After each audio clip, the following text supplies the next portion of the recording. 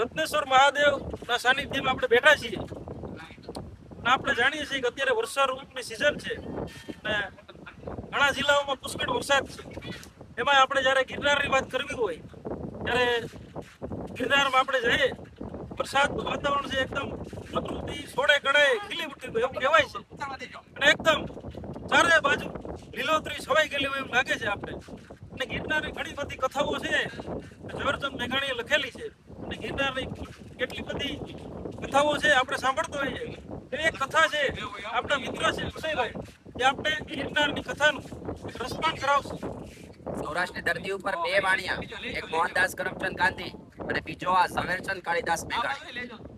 મેઘાણી મહેશભાઈ સૌરાષ્ટ્રની તીખી ધારાનો ગાયક, અને એને ગીરના નેહડા વિશેની એક સાચી હકીકત છે, એક સાચી વાર્તા એને સાંભળેલી મુખોમુખ અને કવિતામાં ઉતારી.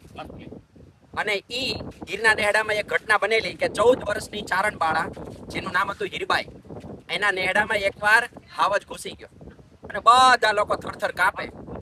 અને એમાં હીરબાઈ કોઈ પણ જાતનો ડર રાખ્યા વગર ઈ ડાંગ લઈને હાવજની વાહે દોડી, જાણે 14 લોકની જગદંબા સાક્ષાત દોડી હોય એવું રૂપાળું રૂપ લઈ અને રણચંડી જાણે રંડે ચડી હોય એવું રણે ચડી અને હાવજને આખા નેહડાની બહાર કાઢી મૂક્યો ને. ઈ ઘટના એને ચારણ કન્યા નામની કવિતામાં લખી. વાહ વાહ વાહ અક્ષયભાઈ. અને એમાં હાવજનું વર્ણન અને ખાસ કરીને ચારણ કન્યાનું વર્ણન, આ બે અંતરા તમને સમજાવું મહેશભાઈ. કે હાવજ ગરજે ત્યારે હું થાય કે હાવજ ગરજે અને ગીર કાંઠાનો કેસરી ગરજે, ઐરાવત કુળનો હરી ગરજે, કડપાતળિયો જોતો ગરજે, મોફાડી માતેલો ગરજે, જાણે કોજો ગંદર ગરજે, નાનો એવો સમદર ગરજે. હાવજ ગરજે. અરે ક્યાં ક્યાં ગરજે?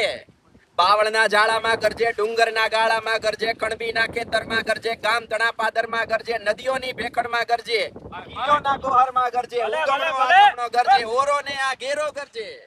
અને હાવજને જોઈને કોણ કોણ કંપે છે કે થરથર કંપે? કોને કોને ધ્રુજારી આવે છે કે થરથર કંપે?